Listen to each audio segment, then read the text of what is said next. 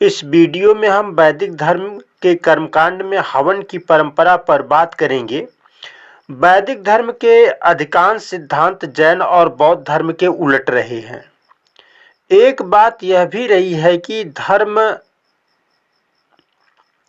और राजनीति का गहरा नाता बहुत पहले से रहा है।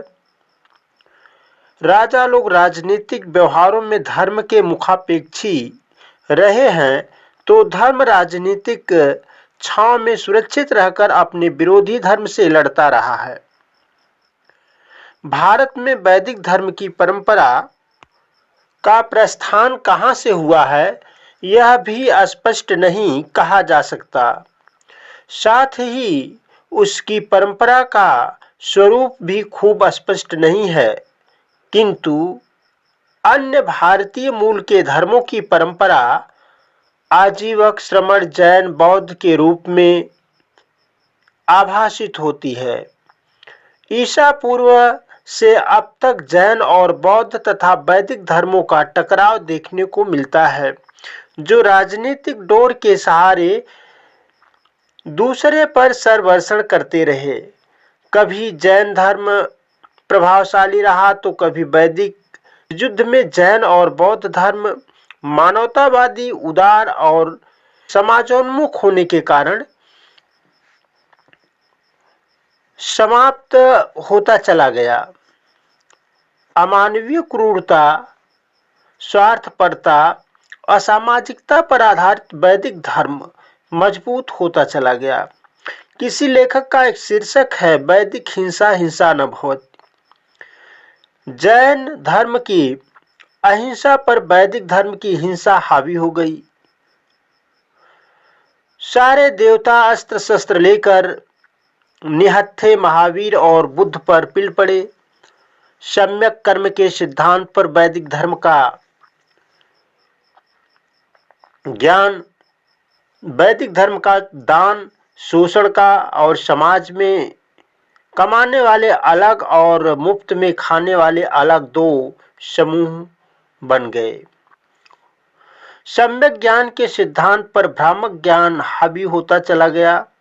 इस प्रकार यह धर्म युद्ध की झांकी रही। सृष्टिकर्ता के प्रति हार्दिक शुद्धता पर कर्मकांड हावी पड़ गया। फिर भारत ने अपना विश्व गुरुत्व खो दिया। धार्मिक विद्रोहियों को इसमें कुछ भी लेना देना नहीं था। उनके जीवन का एक ही धर्म था, शोषण, लोगों को भ्रमित कर रखने में मजा, सबको अज्ञानी बनाकर अपनी उंगली पर नचाने का शौक। मौर्य काल के समापन के बाद छोटे छोटे राज्यों में कहीं जैन तो कहीं बौद्ध, कहीं वैदिक धर्म का प्रभाव बना रहा। ऐसे ही छोटे छोटे राज्यों का उदय हुआ और इनमें आपसी संघर्ष चलता रहा। बात है वैदिक धर्म में हवन की परंपरा की, तो हम देखते हैं कि वैदिक धर्म के पूजा और कर्मकांडों में पशु बलि और मांस का प्रयोग होता था, जो जैन परंपरा के विरोध स्वरूप अधिक था। फिर वैदिक धर्म के हवन और उसमें जौ, तिल, धान, घी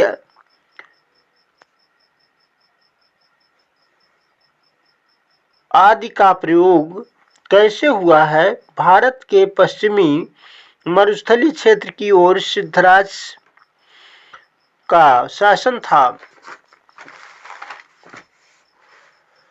जो जैन धर्मानुयायी राजा थे।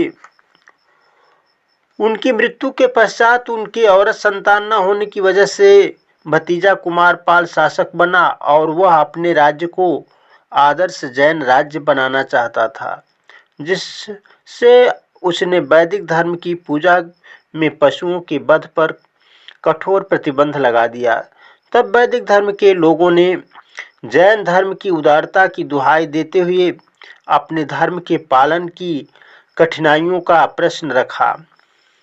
उनका कहना था कि यदि जैन धर्म के अहिंसा सम्यक कर्म, सम्यक ज्ञान आदि का पालन कठोरता से होगा तो ब्राह्मण यज्ञ व पूजा में बलि नहीं दे पाएंगे। सत्य का पालन होगा तो मंत्रोच्चार की महिमा और कर्मकांड में बाधा आएगी। सम्यक कर्म के पालन से हमारा दान लेना प्रभावित होगा। सम्यक ज्ञान के पालन से हमारी धार्मिक गढ़ंत कथाओं का क्या होगा। कुमारपाल ने